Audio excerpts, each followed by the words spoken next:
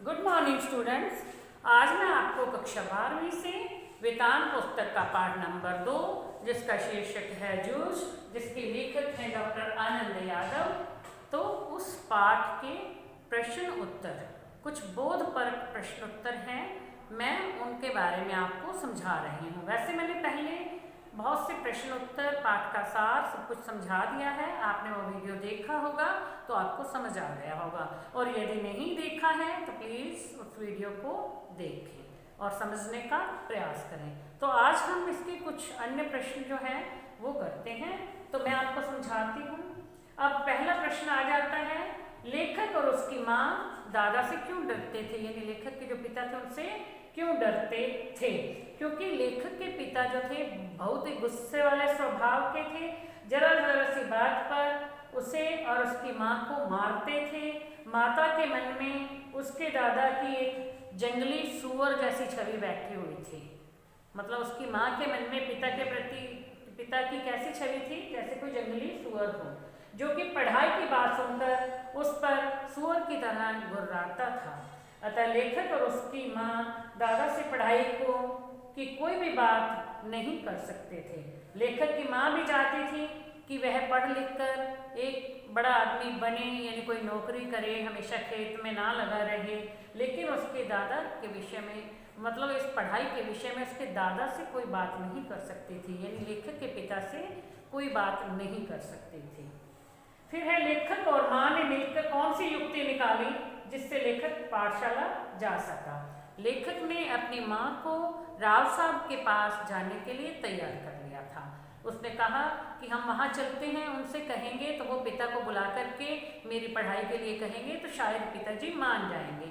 तो लेखक और उसकी माँ दोनों राव साहब के पास गए और उनसे जाकर के सारी बात बताई कि कैसे जो लेखक के पिता पूरा दिन जो गांव में घूमते रहते हैं, रखमाबाई के पास जाते हैं और लेखक को, यानी कि इस बच्चे को हमेशा काम में लगाए रहते हैं। ये खेत में जाकर के पानी लगाता है, कोल्लू पेटता है, पशुओं को चराता है, उसे पढ़ने के लिए स्कूल नहीं जाने देते।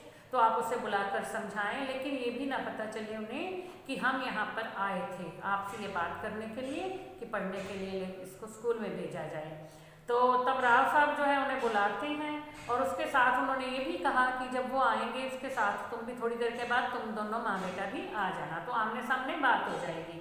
वो लेखक को बुला करके समझाते हैं, लेखक के पिता को समझाते हैं, तो उनके पिता ये बहाना बनाते हैं कि ये पढ़ने नहीं जाता, ये स्कूल जाने के नाम पर इधर उधर खेलता रहता है, सिनेमा देखने चला जाता है, तो पढ़ाई नहीं करता, इसलिए मैंने इसे जो है घर पे बिठा लिया है, काम पे लगा दिया है। लेकिन ये जो बालक थे आनंद, यानी कि जो लेखक थे, तो उन्होंने कहा कि नहीं, मैं कभी भी ऐसे नहीं करता हूँ, स्कूल जाता हूँ, मैं पढ़ाई करता हूँ, पढ़ने के लिए जाता हूँ, पढ़ना चाहता हूँ।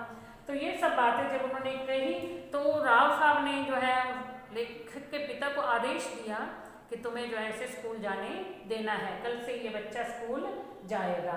और इसलिए जो लेखक और उसकी माँ ने दोनों ने मतलब पाठशाला जाने की युक्ति निकाल ली। अगला प्रश्न आता है, लेखक का दादा ईख जल्दी पेरता था जबकि गांव के अन्य किसान बाद में पेरते थे। लेखक का दादा जल्दी ईख क्यों पेरता था।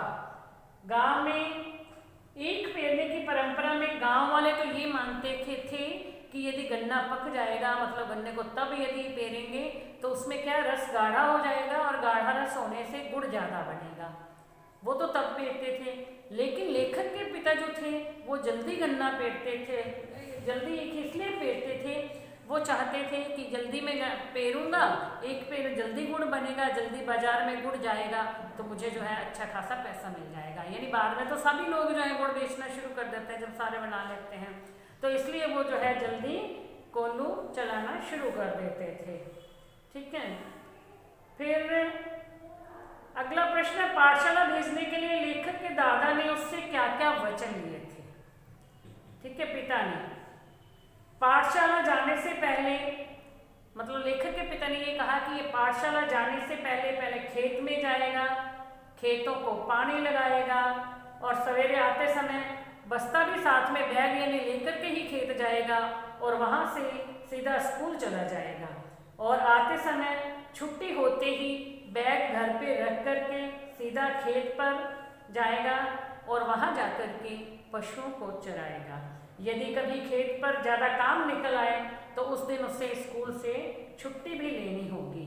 इन शर्तों के बाद ही उसे स्कूल जाने की अनुमति दी जाएगी।